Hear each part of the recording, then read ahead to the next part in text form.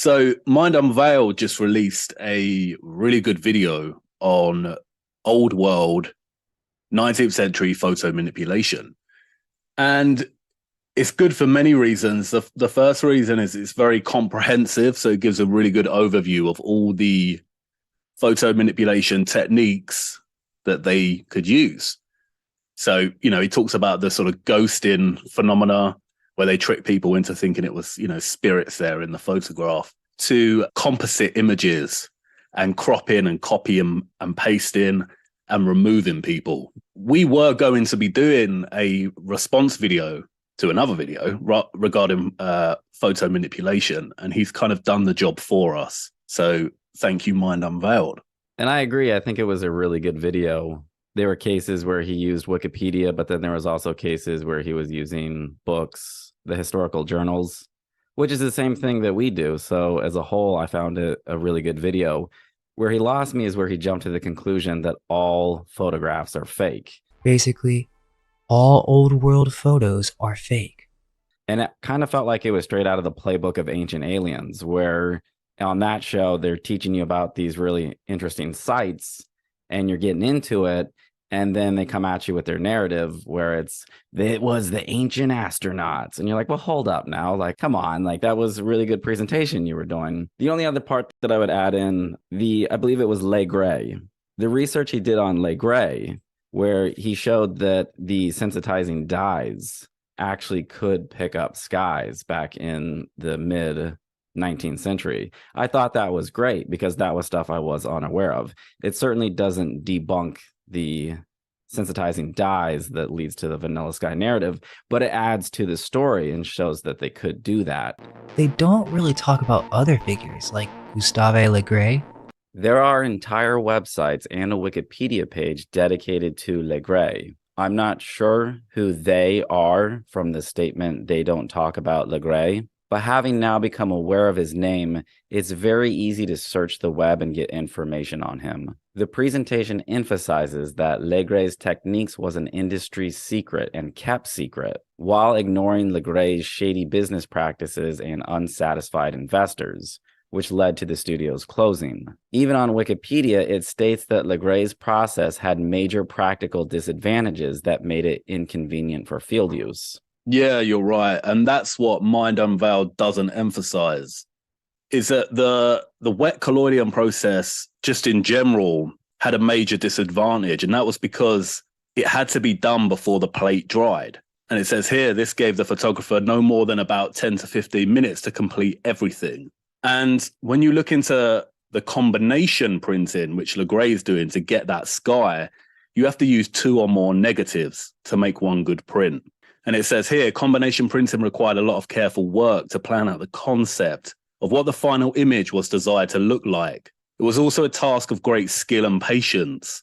When a photographer wished to create a combination print, issues of good exposures, scaling the subjects to match up, and consistent lighting were all essentials.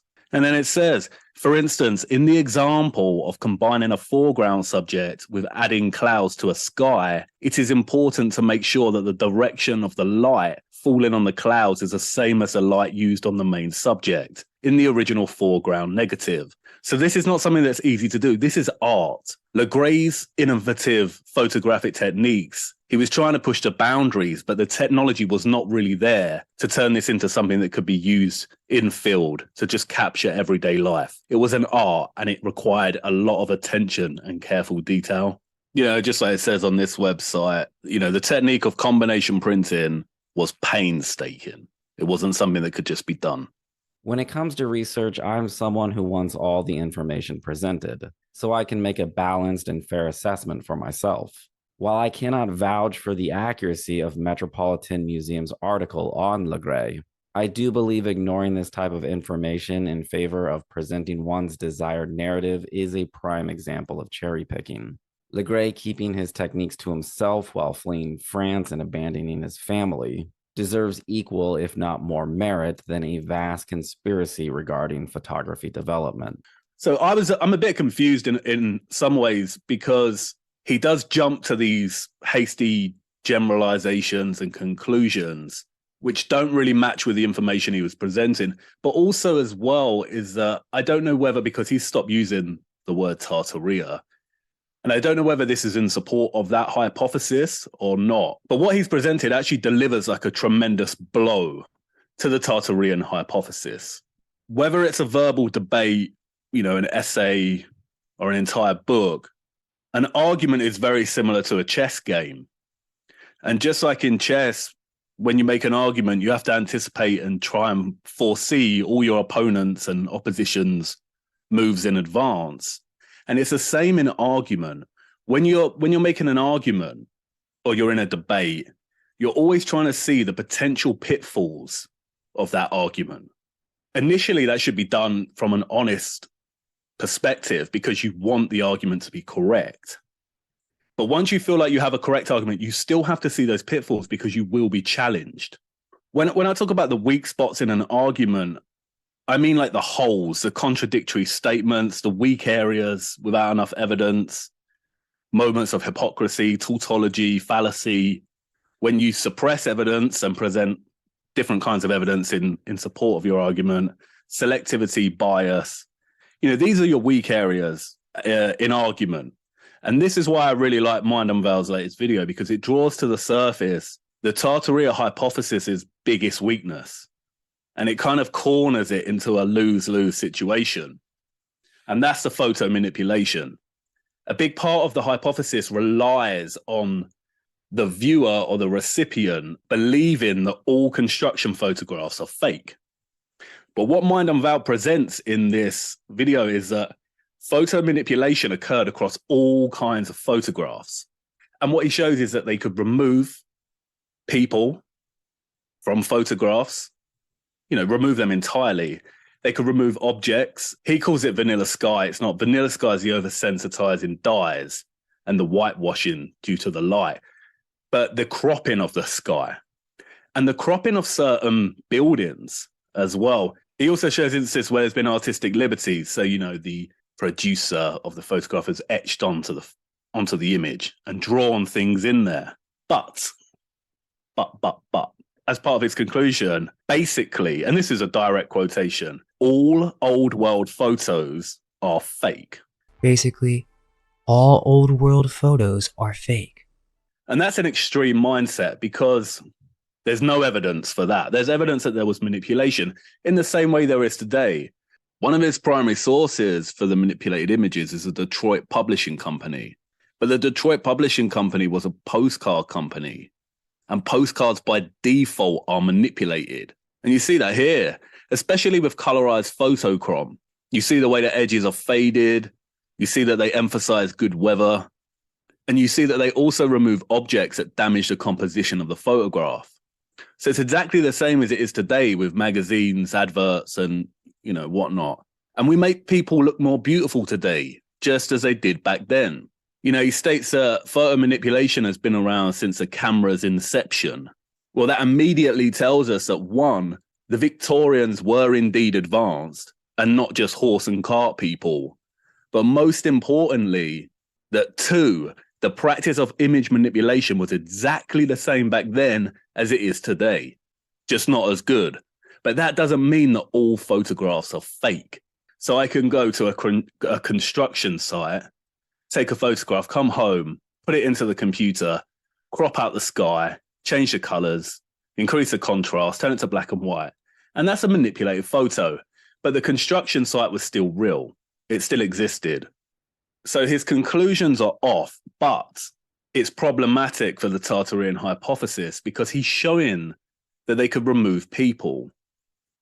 Now, a big part of the Tartarian hypothesis relies on the notion that the cities in the 19th century, a lot of them were empty. Where are all the people? Now, me and you have explained that it's a long exposure time, but Mind Unveiled kind of rejects that long exposure time in there and says that that could be manipulated as well. And that's fine. Then why is it not possible that they just removed all the people from these images, these cityscapes, to make it a better image? And it's the same with the instances of cropping and copying and pasting. He shows a building being what he considers cropped and copied and pasted into the shot. And I think he says We can also see the same thing in this V3 version, where the building with the white band-aid now has similar scratchings to the middle building from V2, as if they were trying to take it out to use for other photos. Notice that ornamental border on the top? So is this an added building? It's a copy and paste building. But then in the Tartarian hypothesis, this makes it very problematic because you have cityscapes, San Francisco, for example, or Melbourne, shots of Melbourne and Sydney in Australia. And people think, whoa, these were really built up for the 19th century. You know, if we take Mind and Val's logic and reasoning here, then how do the advocates know that they didn't manipulate these photos to make the city seem larger and more populated through copy and pasting? You know, we don't subscribe to this idea, but you can't cherry pick with this one. If all old world photos are fake, then this also needs to be considered as fake.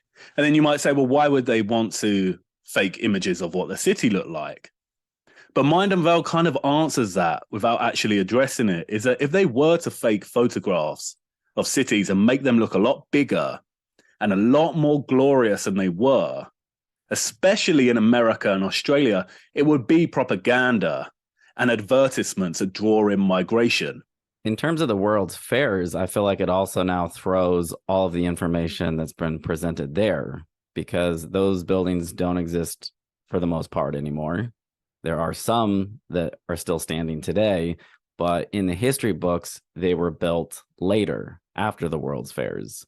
Case in point with the Palace of Fine Arts in San Francisco. It's on the record as being built, the permanent one you see today, in the 1960s, construction ended in the 1970s. There's one in Chicago. I think it became known as the Field Museum, and that construction started in the 1930s. So all those old glorious photos that we've seen of the World's Fairs, those are now out the window because you've admitted that all photographs are fake. That includes those. So the Tartaria hypothesis just lost the World's Fairs too. Yeah, and with the World's Fairs as well, when you look at them, they look amazing in those old photographs. But if they were that good at touching up images, and he shows that, he shows how people were made to look more beautiful than they were. Well, then why wouldn't you do that with a fair? Of course you would. And you also get photographs of the fairs illuminated at night, and you think, whoa, they had all this amazing light systems and electricity. Again, the photo manipulation has to be applied there. It has to be applied to everything. So what me and you would do, and we said this in our photography video, is that every single photograph needs to be taken on a case-by-case basis. And it has to be evidence that there's traces of photo manipulation. And you could say, well, maybe they were that good that you can't even tell. And that's fine. But then you invalidate your entire argument and you invalidate your entire lens into the past, because then suddenly every single image is suspect. The cities of the past, the way they look, they don't look that way today. San Francisco does not look like it did in the 19th century. And it's the same with Sydney in Australia. It's the same all over the world. So if you're going to make a case that all historical images, photographs are fake or have the potential to be fabricated, you invalidate all your lens into the past. You no longer have an argument. Empty Cities is gone. World's Fairs is gone. So what me and you do, we try and take each photograph on a case-by-case basis. And there are crop-ins, and there are composite images, and there are images that have been used for propaganda, and postcards that have had the sky blue because it's tourist propaganda. You're saying, come here. But you can't cherry pick and use postcards as evidence that all construction photographs are fake. You have to see it for what it is. Sky changes, retouching, cropping, removing people are not evidence that we didn't build these structures. No, but it is evidence that they could make their photos look better and locations look a lot more enticing and welcoming. So now you have no solid foundation to argue that the cities of the past were even glorious. They may not have looked this good or been so built up. So what Mind and Val has done is brilliant, because he says, and we should certainly be questioning any photos on the historical record and the level of retouching that has been done to these. But then what happens is it leads him to this mindset of basically all old world photos are fake. That also includes all the buildings that do not stand today, like the Singer building. Now you don't have that one anymore, because even though there are construction photos of it, even though there are photos of it existing, it doesn't stand today. We don't have evidence of it. The only evidence you had of it was in photographs, and it was classified as a Tartarian building. According to this new presentation and research, that building no longer exists anymore. You don't have an argument that the Singer building was Tartarian. Yeah, unless you can prove that every single construction photograph has been manipulated, you can't use it as an argument because you lose everything. The photos that Stuff Beegs and Mind Unveiled have shared are obviously manipulated or altered. Anyone can see that just by looking at them. Now, they do find cases where they're in archives and they're not mentioned that they are manipulated. And I wouldn't immediately go and say, well, that means that there's a mass conspiracy taking place here and all photos are faked and manipulated. But from the photos that we presented on construction sites, whether it be the canal photos, it's very possible there may have been retouching somewhere along the way for restoration purposes. But for the most part, there is no evidence of it. They are basic photos taken with the basic cameras for the time period. To conclude, every photograph we've shared is doctored because photo manipulation is possible, is equivalent to coming to the conclusion every vocal musician uses auto-tune because auto-tune exists. Yep, I agree. It's worth outlining too that documentary photography is different from architecture photography, which would have been taken by firms to demo their work, and from photographs that have been formatted for postcards, magazines, newspapers. I mean, it's quite obvious that with images where the sky has been cropped, or certain obstructions like buildings have been cropped, they were going to be processed for a different format. Just like the Singer building here, the photo on the left is the original, and it's been processed into this postcard on the right, and it's got a different sky and whatnot. And we still practice this form of photo manipulation today for publication. And there is also such a thing as art. Many artists today still merge painting and photography. We practice all of this more today than we ever have done. And it would be very easy for a generation in 100 years' time to find all of this and use it to hypothesize that we didn't exist, you know, and we're a historical fabrication. But that's not the case. Not everything is a lie. And not everything is truth. And there's a reason that I never use photo manipulation to support my arguments in LHFE, because it's cherry picking. And cherry picking is hypocrisy. Mind Unveiled concludes, we must use other methods to question the official narrative outside of photographs that were given to the libraries and archive collections through these corporate publishing companies. And we actually agree. It is time for the Tartarian advocates to use methods outside of photography to question the narrative. You can't make photo manipulation your central argument because, like we've said, it undoes all of your arguments. You don't have a lens into the past. You need to go to different methods of debunking history and especially construction. So there's a vast amount of available evidence that can be tested to demonstrate whether manual construction is possible or not. Steam machines still exist. You can go and test them out. You can build a Jim pole crane or a derrick crane out of wood and see if it can lift a load. And we do have evidence of people moving megalithic heavy stone manually. We have evidence we can carve stone. There's so much evidence out there that we can make bricks en masse. So that's where it needs to be debunked. You need to actually demonstrate that we can't do this stuff manually. And then you might have an argument. What I think he's done, he's put the Tartarian advocates into a very tricky position. You know, if they try to use his examples of photo manipulation as supporting evidence that all construction photographs are fake, then like we discussed, they lose major components to their hypothesis because you can't arbitrarily just cherry pick to suit your argument. And just to go back to when you showed Legray, I noticed it said down the bottom that he was buddies with Alexandre Dumas. He wrote a famous novel, The Count of Monte Cristo. Well, that's another area the advocates can attempt to debunk all the writers, because they wrote both fiction and social commentary. The world is captured very well in their texts. So as a starting point, that would be Dickens, the Brontes, Dostoevsky, Tolstoy, Victor Hugo, William Faulkner, Herman Melville. And then there is the archival newspaper documents in the millions, the documentation on construction. It's interesting that Mind Unveiled uses an old book on photo manipulation to support his argument. Why would a book like that be any more historically valid than this document outlining construction practices? So that's another area to turn to. So this is the royal fork. And this applies to argument. The royal fork is when the opponent's king is checked while their queen is also simultaneously marked.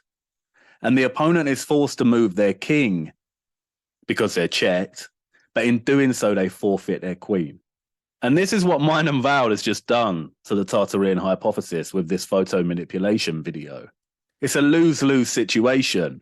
Because by using photo manipulation to support an argument that all construction photographs are fake, you invalidate all historical photographs and lose all central components that make up your hypothesis. You lose everything. So this is what he's done. He's put you into this. You know, the king is the hypothesis and the queen is photo manipulation. And they both can't exist here. So if you're going to move that over to keep the hypothesis going, then photo manipulation has to go. It just doesn't work. On the topic of photo manipulation, Mind Unveiled shouts out Autodidactic's video on overexposure. Now, we recently just did a video explaining star forts to Autodidactic and crew, and we use this one as an example. Now, I have not manipulated this photo. This is a screenshot. Anyone can go to the video and they can see this for themselves.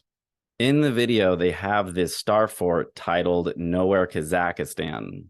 But right above it, you can actually see there is a pin with the name of the fort. Now, Campbell went on the record and said that this was not mapped. Do they call it a star fort, or is it just an anomaly to them? No, it's not even. It's not even mapped. That was just something that this is not in the history books. Yeah, they just happened to find it. Like, it's not in any books. There'd be no story of it. Complete anomaly. But yet in their video, you can see that there has been manipulation and the blue tag and the name of the fort wants to be here. This one is actually an even better example because now you can even see the word fort is showing up here. So I'm just curious, since you guys are such experts at photo manipulation, because this is coming directly from Campbell's video where they said there's no record of this, but yet I can see the name of the fort right here. So we were asked to explain star forts. Now I'm asking someone from this crew to explain to me who manipulated the photo.